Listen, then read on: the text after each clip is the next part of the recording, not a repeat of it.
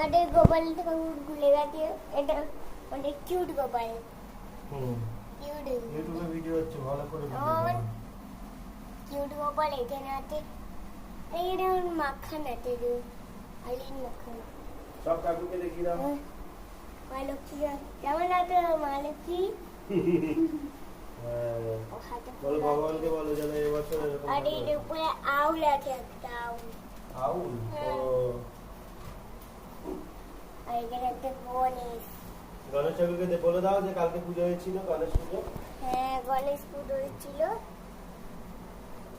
ওদের ফুলটা ভালো হয়েছে, পিঙ্ক কালার। ভালো করে ভর্তি করে, ভালো করে ভিডিও করো, পরিষ্কার করে কথা বলো।